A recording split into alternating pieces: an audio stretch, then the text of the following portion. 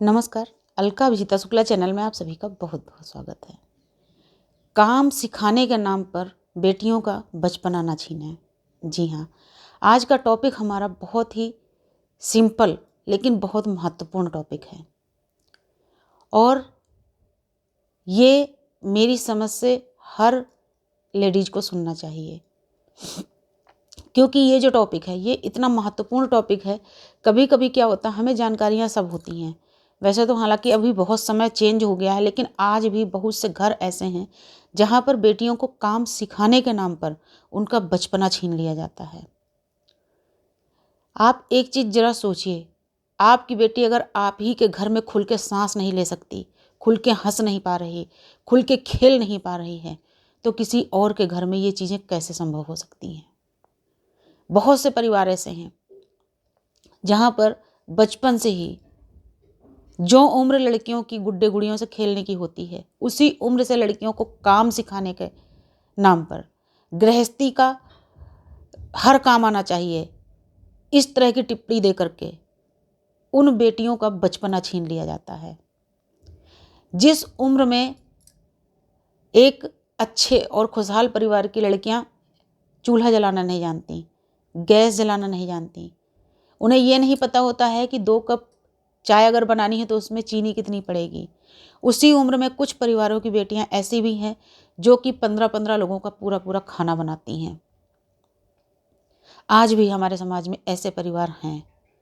कुछ ऐसी बेटियों को मैं बहुत करीब से जानती हूँ, इस वजह से आज मैं ये टॉपिक लेकर के आई। तो काम सिखाने के नाम पर अपनी बेटियों का बचपना कभी ना छीनें, क्योंकि जिन लोगों को ये लगता है नहीं, अगर इस उम्र में, बहुत सारे लोगों का ये कहना होता है, हो सकता है आप में से भी बहुत सारे लोगों ने सुना होगा, अभी नहीं सीखेंगी तो कब सीखेंगी, इस उम्र में नहीं सीखा तो कभी नहीं सीख पाएंगे। ये सारी बातें करके आप अपनी बेटी का बचपना छीन लेते हैं।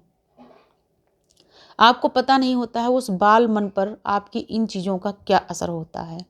जिस समय उसी की उम्र की अन्य बेटियां खेल रही होती हैं, मस्ती कर रही होती हैं, आपकी बेटी बर्तन धो रही होती है।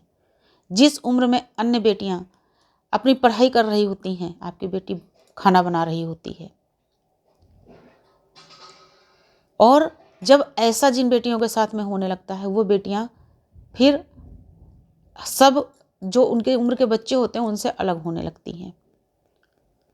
वो अगर स्कूल भी जाएंगी, कॉलेज जाएंगी, तो वहाँ पर जो अन्य लड़कियाँ होंगी वो मस्ती कर रही होंगी, हंसी ठिठोली कर रही होती हैं। लेकिन जिन बेटियों के ऊपर काम का बोझ शुरू से ही डाल दिया जाता है, जिस समय उनकी एज की दूसरी लड़कियाँ ठिठोली कर रही होती हैं, उसी समय बैठ करके वो लड़कियाँ अपने मन में वो उस उथल पुथल और उस उधेड़ बुन में रहती हैं कि शाम को जाकर मुझे घर में बनाना क्या है, मुझे तो खाना बनाना है, मैं पढ़ाई कब करूँगी।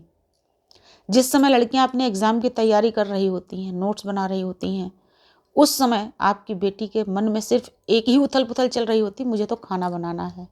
सब्जी में कोई मसाला अगर ज़्यादा हो गया तो मेरी डांट पड़ेगी, मार पड़ेगी। तो ये चीज़ें आपको अभी बहुत आसान लगती हैं, लेकिन ऐसी जो बेटियां होती हैं जिनके ऊपर इस तरह की चीज़ें पड़ती हैं, उनका मन कहीं ना कहीं अंदर कुंठित होता रहता है। और वो एज तो क्योंकि बचपने की होती है, वो किसी तरीके से निकल जाती है जब आपकी लड़की या आपकी बेटी यंग एज में आती है।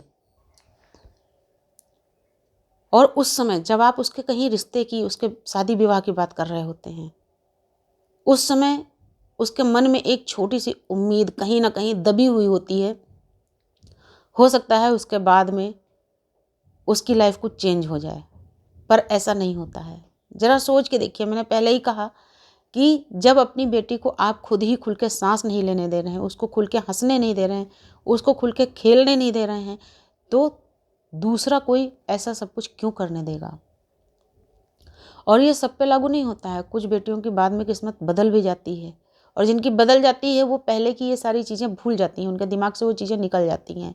लेकिन जिनकी किस्मत बाद में भी चेंज नहीं होती, जिनके साथ बाद में भी यही होता है, आपने कह दिया पराए घर जाओगी इसलिए काम सीखना ज़रूरी है, और काम सिखाने के नाम पर आपने उसका सारा बचपना छीन लिया, उसकी सारी खुशियाँ छीन ली। जब वो लड़की दूसरे के घर में जाती है, वहाँ पर जब उसके ऊपर वो परिस्थितियाँ आती हैं, ये तुम्हारा ससुराल है, मायका नहीं है। यहाँ पर हमारे तरीके से रहना होगा। यहाँ तुम्हारी पढ़ाई के लिए हमारे पास बजट नहीं है, हम पढ़ाई नहीं करवा सकते। तुम्हारे बाहर निकलने पर प्रतिबंध है। हमारे घर की बहुएं बाहर नहीं निकलती हैं, कोई जॉब नहीं करती हैं। हमारी घर की बहुएं जबान बंद करके, मुंह बंद करके जैसा कहा जाता है वैसा ही करती हैं।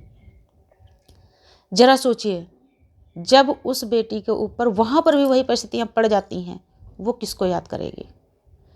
जिन बेटियों ने अपने मायके में बहुत मस्ती करी होती है, उनके ऊपर अगर बाद में ससुराल में किसी तरह की कोई परेशानी होती है, वो मायका याद करती हैं।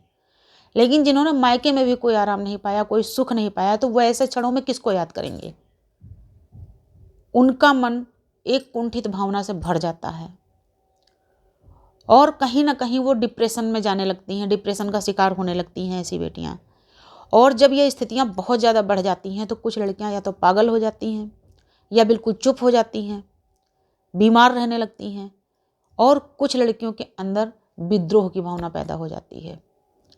वो घर परिवार में विद्रोह करना शुरू कर देती हैं और फिर वो अब गुस्से में रहने लगती हैं। उनके अंदर एक अजीब टाइप का गुस्सा भर जाता है कि पूरा समाज ही ऐसा है, सबको सहने के लिए क्या सिर्फ मैं हूँ। इस तरह की भावनाएं उनके अंदर जागृत होने लगती हैं और ऐसे में कभी कभी कुछ बेटियां गलत कदम भी उठा लेती हैं, यहाँ तक कि सुसाइड तक करती हैं ऐसी बेटियां। तो इस वीडियो का उद्देश्य सिर्फ इतना है, काम सिखाने का नाम पर अपनी बेटियों का बचपना ना छीनें।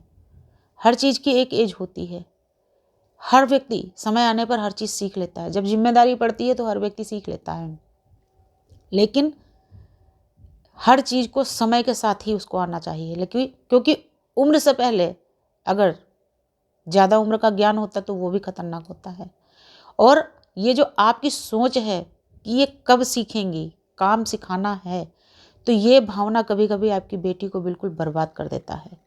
तो इस वीडियो का सिर्फ इतना ही उद्देश्य है, बेटी है आपकी, आपने उसको जन्म दिया है, जैसे बेटे वैसी बेटियाँ, तो उनका बचपना ना छीनें, हंसने खेलने दीजिए। जब समय आएगा वो भी सीख लेंगी। नमस्कार, धन्यवाद।